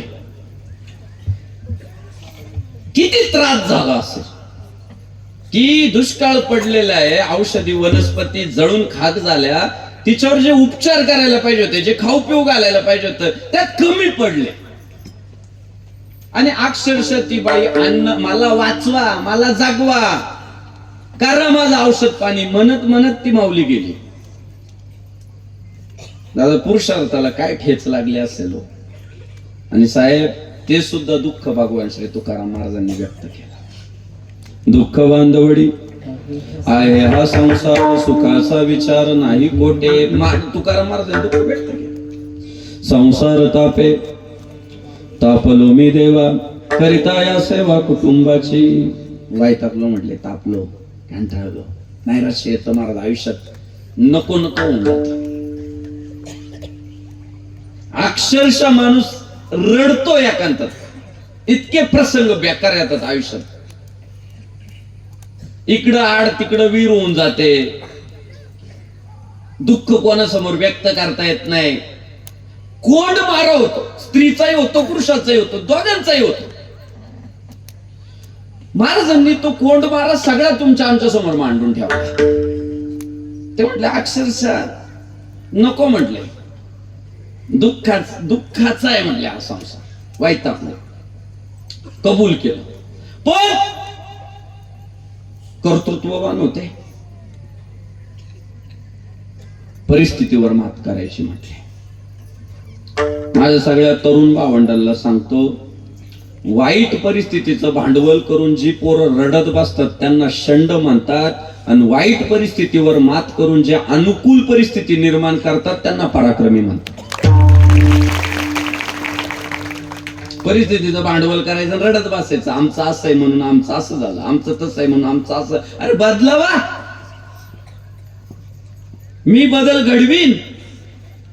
त्या काळात जर शिवराय रडत बसले असते ना, तर तुम्ही आम्ही आज भाभीन मियाच झालो असतो. त्या काळात भारतरत्न डॉक्टर बाबासाहेब आंबेडकर जर रडत बसले असते ना, तर तुम्हाला आम्हाला लोकशाही भेटली नसती. सगळ्या लोकांनी संघर्ष, अहिल्या देवी जर रडत बसल्या असत्या, तुटली मंदिर, आता काय करायचं, जीर्णोद्धार केले त्यांनी, स्वतःचा पैसा लावला आणि फुटलेली मंदिरं बांधून काढली. आणि भगवान श्री तुकाराम महाराज त्या पराक्रमी कोटीतले, रडत नाही बसले. ते म्हटले आता संघर्ष करायचा. ऐकून होते नाव की या जरी प्रपंच दुःखाचा असला तरी महाराष्ट्राच्या मातीत एक संत जन्माला येऊन गेला की ज्याने सांगितलं होतं मी जगाला सुखी करू शकतो. अवघाची संसार सुखाचा करीन आनंदे भरीन तिन्ही लोक. भगवान श्री ज्ञानेश्वर महाराज. बर देव आळंदी अंतर जास्त नाही, गाठली आळंदी, ठेवलं समाधीवर डोकं, केलं दुःख व्यक्त. सुख पाहता जवा पाडे दुःख पर्वता एवढं. अहो जवा इतकं सुख भेटतं आणि पर्वताचे दुःखाचे डोंगरचे डोंगर ओलांडावे लागतात माऊली ज्ञानेश्वर महाराज. आणि तुम्ही म्हणताय अवघाची संसार सुखाचा करीन. काय परिस्थिती आहे म्हटले आमची. वैतागलोय अक्षरशः या संसार तापानं. ज्ञानेश्वर महाराज म्हटले अरे बाबा मी आधीच सांगितलंय संसार दुःख मूळ. चौकडे इंगळ विश्रांती नाही कोठे रात्रंदिवस तळमळ. रे संसार दुःख जास्तच आहे यात वादच नाही म्हटले तो नियमच. मग आमचं मरण असंच का. मग आम्ही असं दुःखी होऊनच मारायचं का. या प्रपंचात झिजूनच मारायचं का. काय आमच्या आयुष्यात सुखाचे क्षण असेच येणार कधी मधी. आम्हाला शाश्वत चिरंतन निरंतर आनंद भेटणारच नाही का. ज्ञानेश्वर महाराज म्हटले असं कसं होईल. मय हो ना माऊली आहे की म्हटले आई तुमच्या सगळ्यांची. काय म्हटले कसं सुख भेटाल. भगवान श्री ज्ञानेश्वर महाराजांनी सांगितलं होतं की बाबा मी सगळं जग सुखी करणार आहे. मग लोकांनी विचारलं लोक तर वरपडताय प्रपंचामध्ये तुमच्याकडं नेमका पर्याय काय. मी गावाची परिस्थिती बदलवल. लोक म्हणतात तू काय करणार काय तू. ज्ञानेश्वर महाराज म्हटले मी जेव्हा सगळं जग सुखी करतो त्याच्यासाठीचा पर्याय दिला होता. काय जाईन गे माये तया पंढरपुरा भेटेन माहेरा आपुलिया. मी पर्याय असा ठेवला होता की आपल्याला सगळ्यांना पंढरपुराला जावं लागल आणि पांडुरंगाची भक्ती करावी लागल. का सर्व सुखाचे आगर बाप रखुमा देवीवर. अहो सगळ्या सुखाचं साम्राज्य जर कुठं दडलंय तर ते भगवंताच्या चरणावर. सुखरूप ऐसा तुझा कोण सांगा माझ्या पांडुरंगा सारिखा जो. ते म्हटले तो जर प्राप्त झाला तो जर आयुष्यात मिळाला तर मग मात्र सुखाची काही कमी राहत नाही. काय भगवान श्री तुकाराम महाराज प्रभावित झाले. माझ्या मायबापांनो ठेवला विश्वास. संतांची पायी हा माझा विश्वास सर्व भावे दास झालो त्यांचा. विश्वास ठेवला आणि विश्वास ठेवून केलं ना समर्पित आयुष्य भगवत भक्तीला. दिनरजनी आचिरंदा गोविंदाचे पोवाडे रात्र नकळे दिवस नकळे अंगी खेळे दैवत पंढरीचे. भजनी विक्षेप तेची पै मरण न जावा तो क्षण एकवाया. आयुष्य धर्माला समर्पित केलं.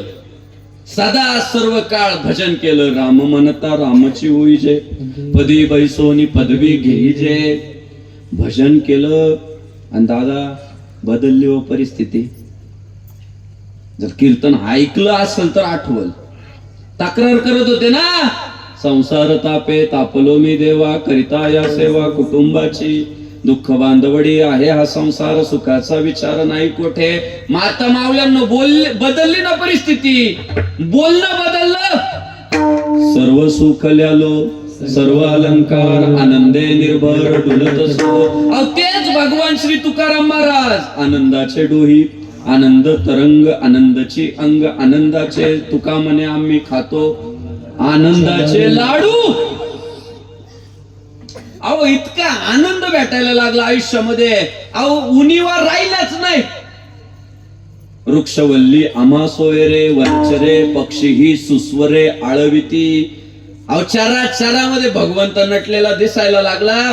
आणि दादा असली प्रफुल्लता प्राप्त झाली. असला आनंद आयुष्यामध्ये प्राप्त झाला. निर्भय झाले. आम्हा हरीच्या दासा काही. तोच माणूस सुखी होऊ शकतो ज्याचं भय संपलं. अरे हे भयच संपलं. घाबरणच. आम्हा हरीच्या दासा काही भय नाही त्रैलोकी देव उभा मागे पुढे उगवी कोडे संकट. देव आमच्या मागे पुढे उभा आहे. दादा मग काय पंढरीची तर आवड होतीच. सुखालागी जरी करीसी तळमळ तरी तू पंढरीशी जाई. गेले दर्शनाला पांडुरंगाच्या, आणि बाकीचे जे होते ते तक्रारीच घेऊन आले होते. सोयाबीनच जळाली, गहूच उगवाना, पाणीच आटाना, लग्नच जमाना, पोरच व्हायना, तक्रारीच. आणि हे मात्र देवाच्या रूपाकडे बघून सुंदर ते ध्यान उभे विटेवरी करकटावरी ठेवून या, आवडे निरंतर हेची ध्यान. देवाला वाटले बाकीचे सगळे तक्रारी घेऊन आले, चेर यांचे गौरीच्या खांडासारखे झाले, आणि हा गडी एवढा खुश कसा. देवानं विचारलं भगवान श्री तुकाराम महाराज, या सुखाचं रहस्य काय?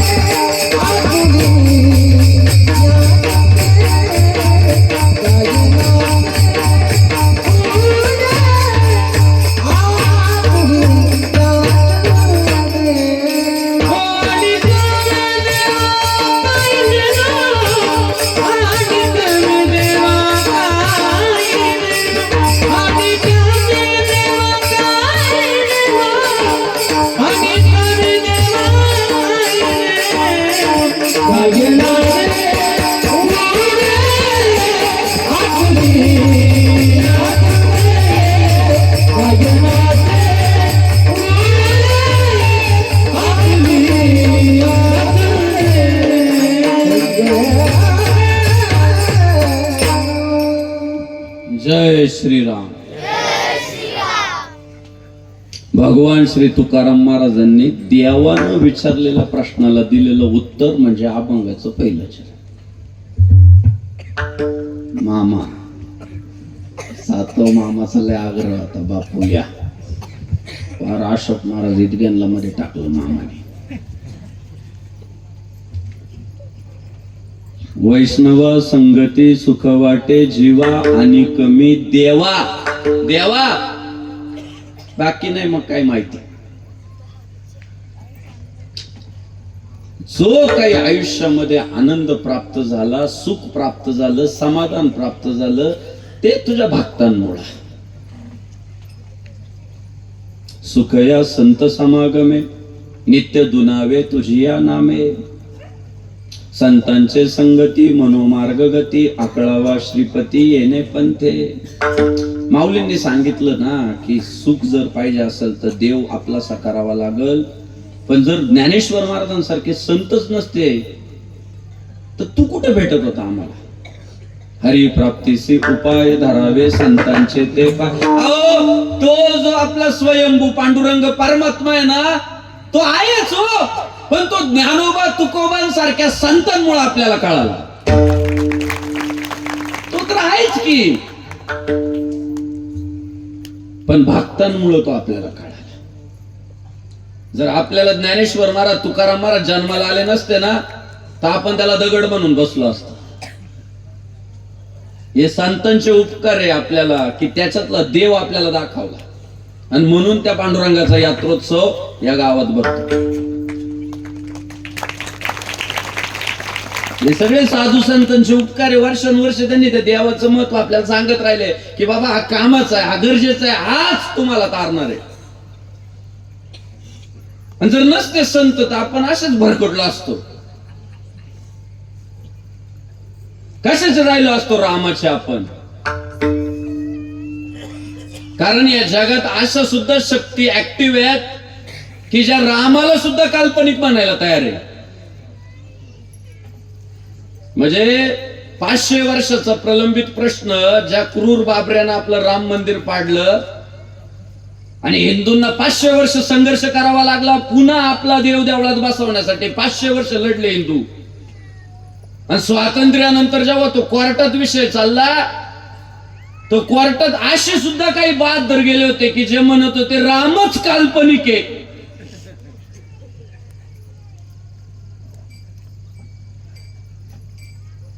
राम काल्पनिक नाहीये हे त्यांना कधी कळालं माहितीये का? रामानं बाजार उठवला.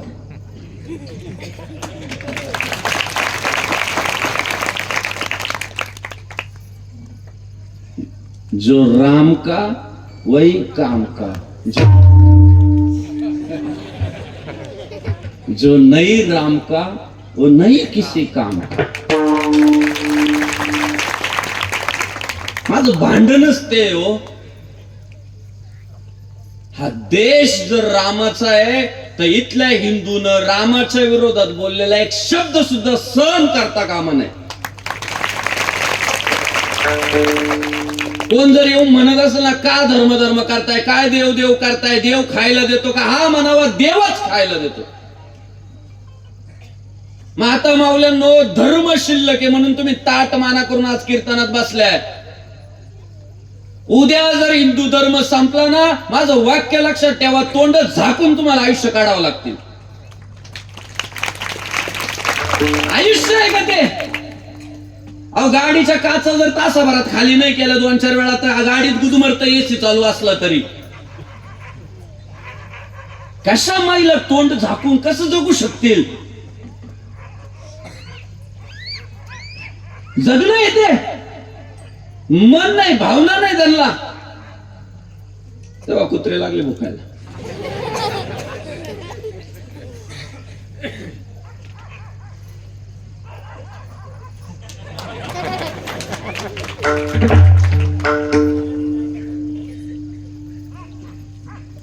म्हणून रामाचं भजन करायची सर्वात मोठी जबाबदारी तुम्ही स्वीकारा.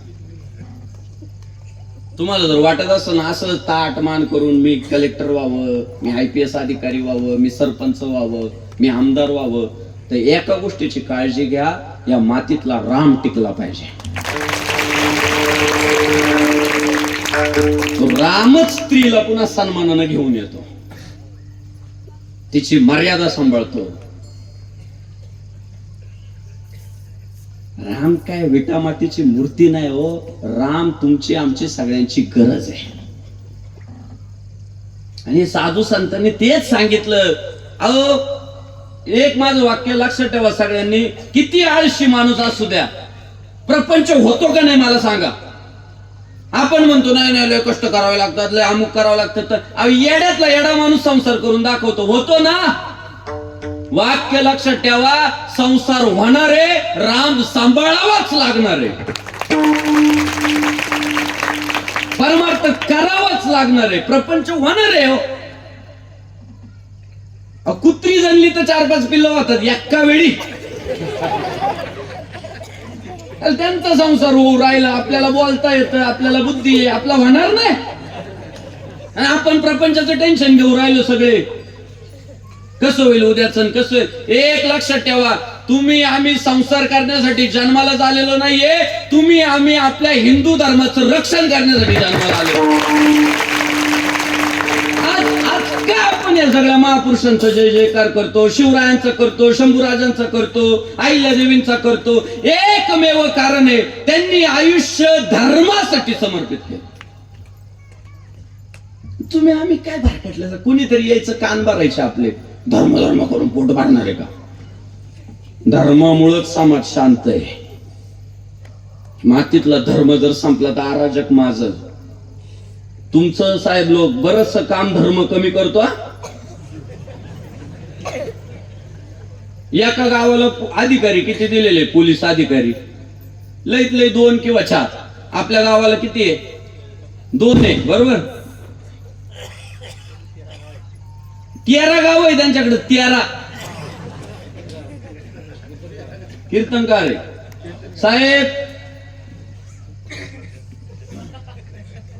त्यांचं काम कसं कमी करतो धर्म तुम्हाला सांगतो.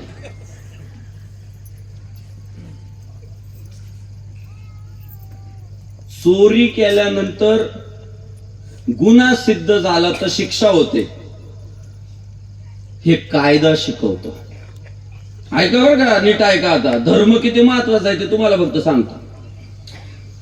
चोरी केल्यानंतर गुन्हा सिद्ध झाला तर शिक्षा होते, हे कायदा शिकवतो.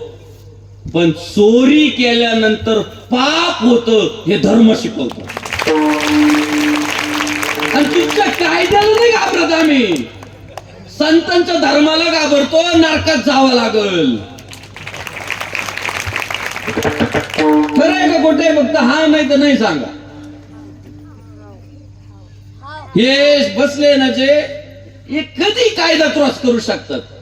पण साधू संतांनी वर्षानुवर्ष पिढ्यानुपिढ्या एक संक्रमण करीत राहिले. परहित ते पुण्य पापती परपिडा. अरे दुसऱ्याचं हित कराल तर पुण्य भेटत आणि दुसऱ्याचं वाटोळं कराल तर पाप होईल. दादा, या संतांच्या कायद्यामुळं तुम्ही आम्ही माणसात आहे. सांगा धर्म कामाचा आहे का नाही? साधू संतांनी सांगितले गाय सांभाळा, गाय सांभाळा, गाय सांभाळा. अहो, या गोरक्षकांनी जर गायी वाचवल्या नसत्या ना तर आज अशी परिस्थिती झाली असती, आपल्याला त्या संग्रहालयामध्ये जाऊन गायीची ना मूर्ती पाहावी लागली असती. फक्त मूर्ती. आज देशी गाय जी वाचली फक्त हिंदुस्थानातल्या गोरक्षकांमुळे वाचली.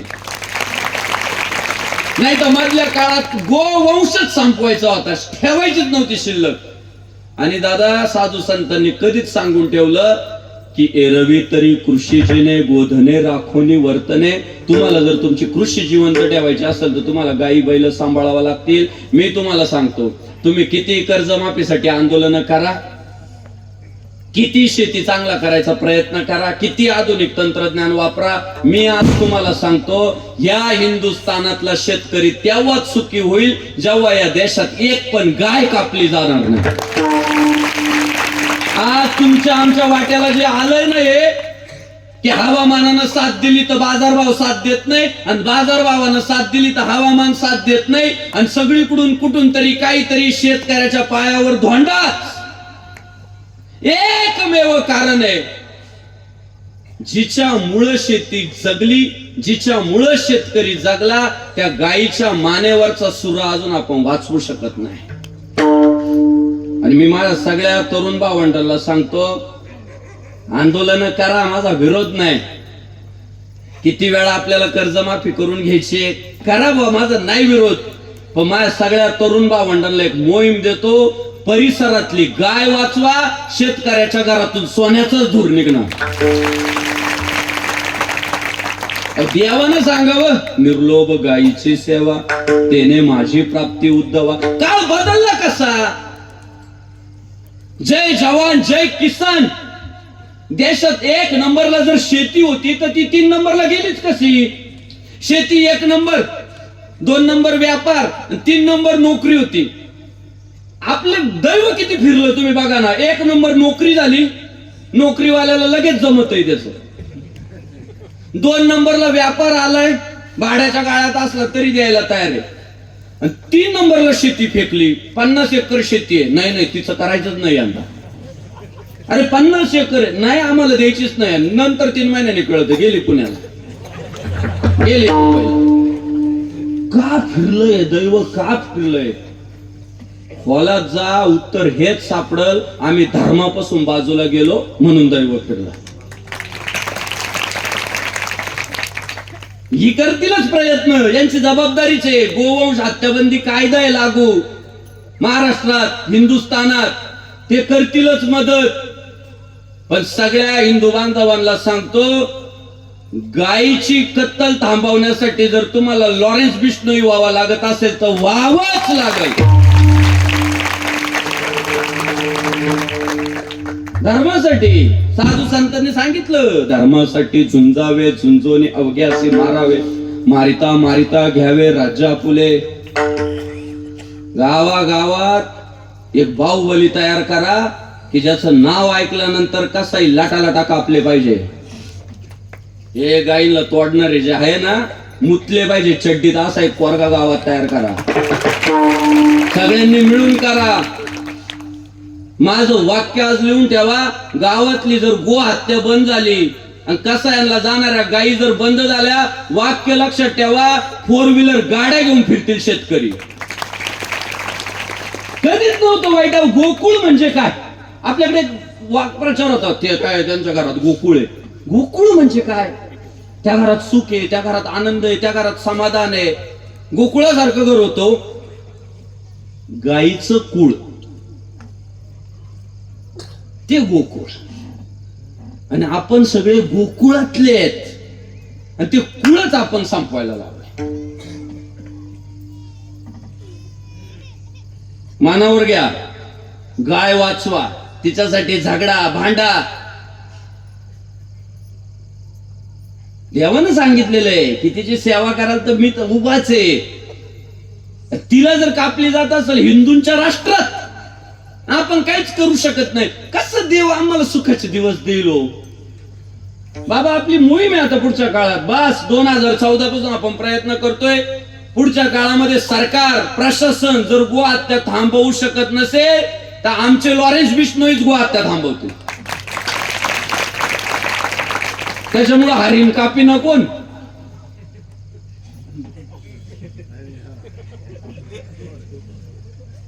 मला परवा एकाचा फोन आला, म्हटलं बापू हरिण आहे तेवढं बिश्नोईला नेऊन द्या. का नाही, कोणतरी कापी. अरे कोण नाही कापीत म्हटलं, हरणाला प्रत्येक जण नमस्कारच करते, मग गाईला का नाही करणार? गाईलाही करील. तुम्ही तितके कडवट व्हा कि तुम्हारे धर्म में गाय को खाना कबूल है, तो हमारे धर्म में गाय खाने वाले को काटना कबूल है.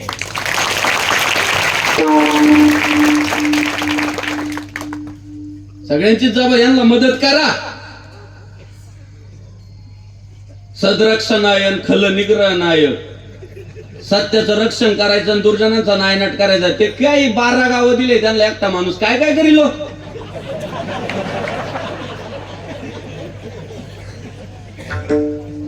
तुम्हाला जे मुंगळा चावला एक काय, मेरेवाला अब्दुल वैसा नाहीये. सीतेला जेव्हा पळवायला आला ना रावण, तेव्हा साधूचेच कपडे घालून आला होता. त्याला 2 व्हीलर तुला फसवण्यासाठीच दिलेली आहे, त्याला मोबाईल तुला फसवण्यासाठीच दिलेला आहे. त्याचा तो जो परफ्यूम, तो आंघोळच करीत नाही. त्याला जो परफ्यूम दिलाय ना, तो फक्त तुम्ही शिकार करायला दिलाय. त्याच्यामुळं तुम्हाला जे आता कॉलेजात शाळेत जाणाऱ्या पोरींना जे झालंय ना आजार, ते सगळे धर्म सारखेच असतात. पोरींनो, तुमच्या आयांनी जर 10 भाकरी केल्या ना घरात, त्याच्यातली एक भाकर काय आई गाईला खाऊ घालतात ना, नैवेद्य गाईला देतात ना. आणि तुम्ही ज्यांच्या प्रेमाच्या जाळ्यात अडकू राहिला ना, ते भाकरी सोबत गाय खातात.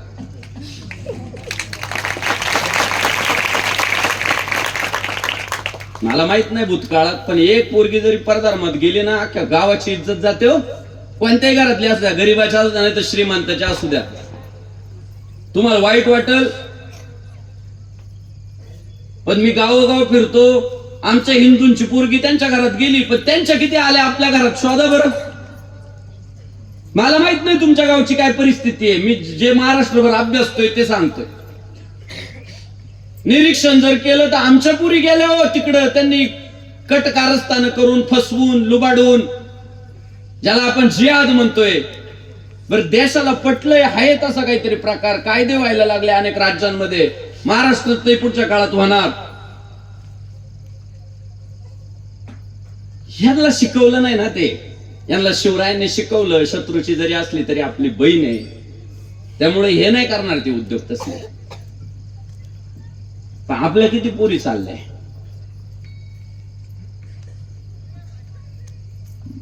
बहीण समज कमी असेल, तिला ती अज्ञान असेल, लव जिहाद सारखे प्रकार जर होत असतील तर कॉम्प्रोमाइज करायचं बंद करून टाका, देऊन टाका दणका.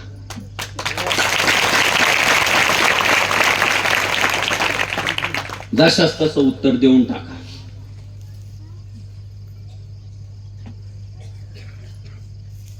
चोऱ्या करणारे, दरोडे घालणारे, छोट्या छोट्या स्वार्थासाठी मोठे मोठे गुन्हे करणारे, लाचखोरी करणारे, त्यांच्यापेक्षा आहे ना बहिणीसाठी थोडा त्याग केला, थोडे तोपेच्या तोंडावर आलो ना, पुढच्या पिढ्या मेलो कदाचित तिचं रक्षण करता करता मेलो असं गृहीत धरा. पुढच्या पिढ्या अभिमानानं घरात फोटो लावतील, गावकऱ्यांना सांगतील आमचा बाप धर्मासाठी गेला, आमचा बाप इथल्या जगदंबेची पूजा करण्यासाठी गेला. त्यामुळे भावांना ताटमाना करून गावात जागावा असं जर तुम्हाला वाटत असेल तर अजून जाग्यावा, आणि बाकी आपल्या बहिणींचं प्रबोधन करा. सगळे कडवट झाले. आज काय यांना केरळा स्टोरी दाखवा, सरपंच उपसरपंच दोघं कुठे, बुलेट कुठे, दोघांना विनंती आहे दादा प्रबोधन करा. द केरळा स्टोरी दाखवा, द काश्मीर फाईल दाखवा, छावा दाखवा, स्क्रीन लावून दाखवा मोठ्या मोठ्या, काय होणार नाही चुकीचे प्रकार.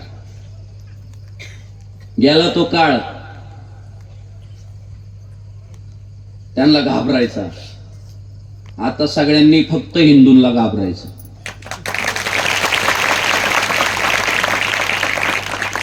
आता तुम्ही नाही पळून जायचं, मग कशासाठी एवढा खाटाटोपे, आम्ही कशासाठी पळतोय एवढं, तुम्ही सहन करायचं म्हणून आम्ही पळतोय का. आता तुम्ही रुबाब करायचा, स्वार्थासाठी नाही करायचं, भागवा फडकत राहावा म्हणून करायचं.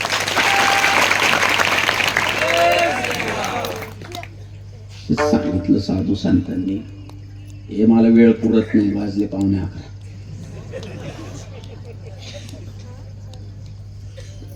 साधू संतांनी एक सांगितलं की जन्म देवासाठी झालेला आहे. देवे दिला देह भजना गोमटा, तो हा झाला फाटा बाधिकेचा, जेने हा जीव दिला दान तयाचे करीन चिंतन. कशासाठी दिलंय, त्याच्यासाठी दिलेलं. आपण देवासाठी जन्माला आलोय, वेगळं काहीच. सगळं होतं अहो, मी अनुभवलंय, होतं. भजन करावं लागलं, आणि म्हणून हे सगळा मार्ग तुम्हाला आम्हाला साधू संतांनी दाखवला. वैष्णवा संगती सुख वाटे जीवा, आणि कमी देवा काही नेने विठोबा.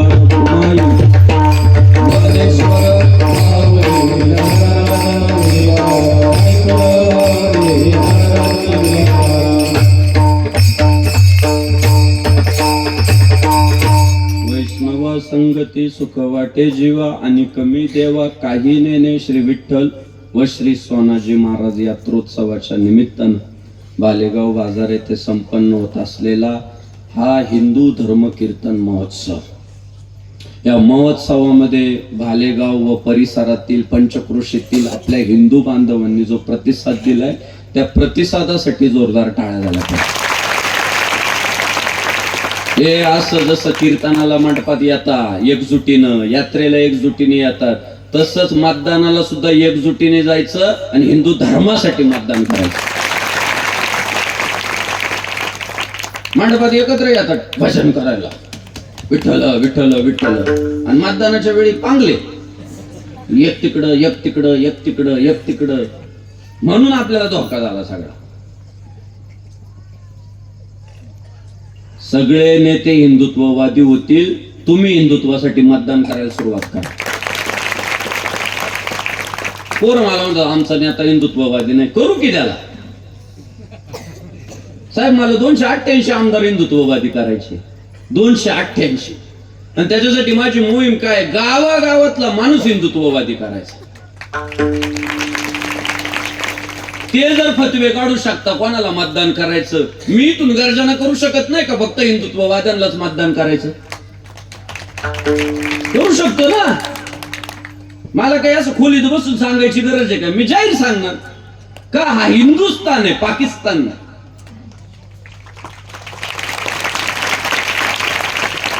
सगळ्या धर्माच्या नावाने संघटित, हे फक्त यांची डोकी खराब केली. हे असं काही नसतं, तसं काही नसतं. सगळं होईल, देव राहिलं तर सगळं होईल. देवच आहे सर्वस्व.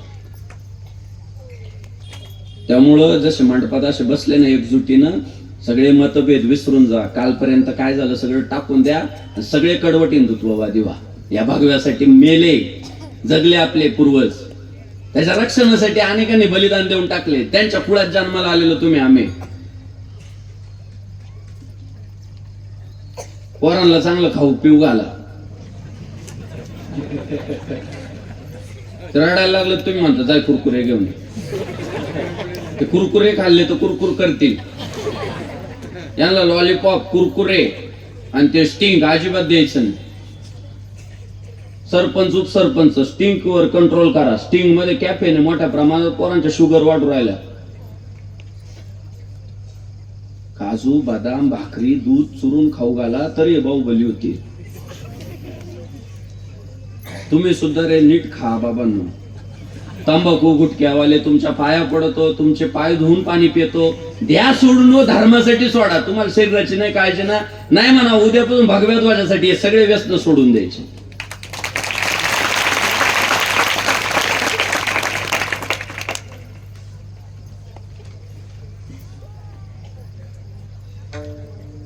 आज ज्यांनी सौजन्य दिलं असे या गावचे दानशूर सन्माननीय श्री वसंता काशीनाथराव बेलोकार, स्वर्गीय काशीनाथजी बेलोकार यांच्या स्मृती प्रित्यर्थ श्री वसंतराव बेलोकार यांनी आजचं सौजन्य घेतलंय. त्यांच्यासाठी जोरदार टाळ्या झाल्या पाहिजे.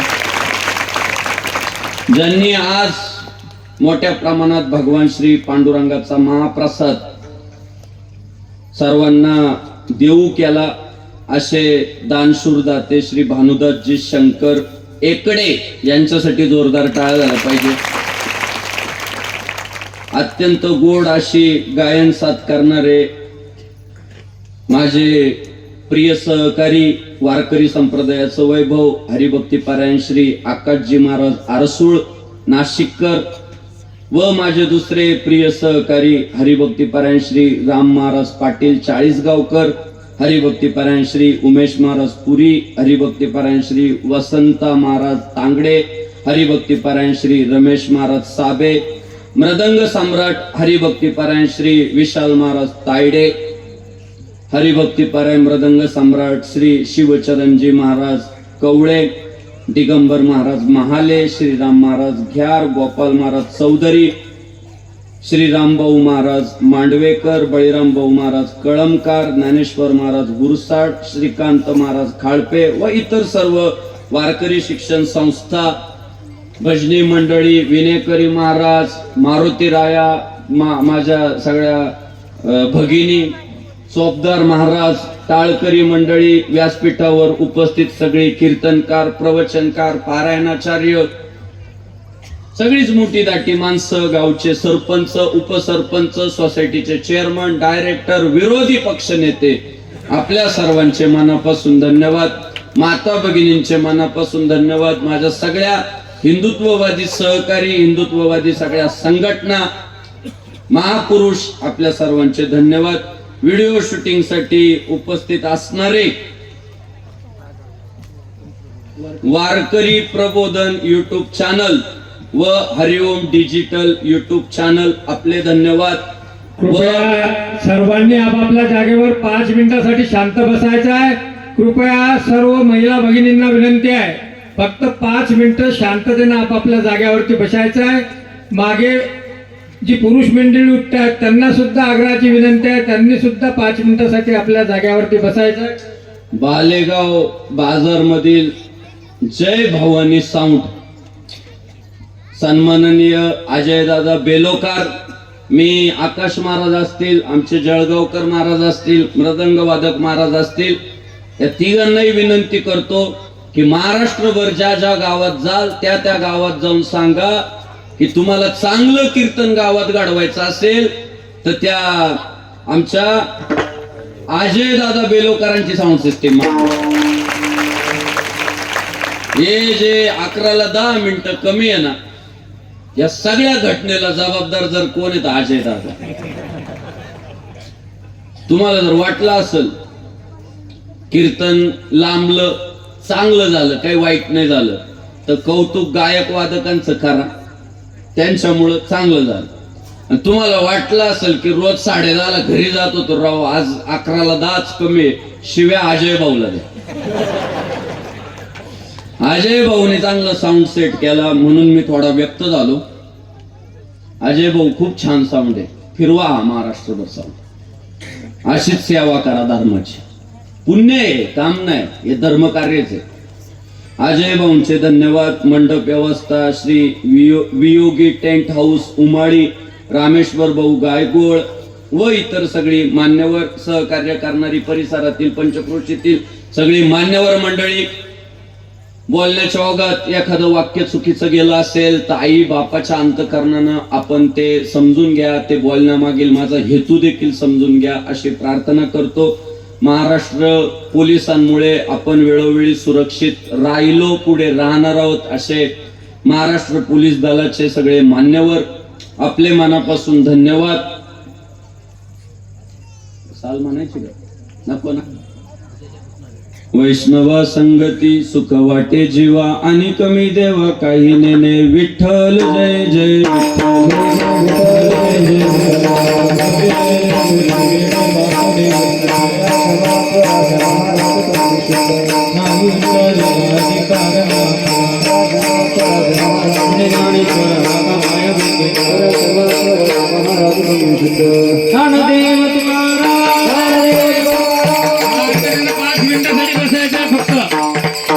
कृपा करून फक्त 5 मिनिट. आज अतिशय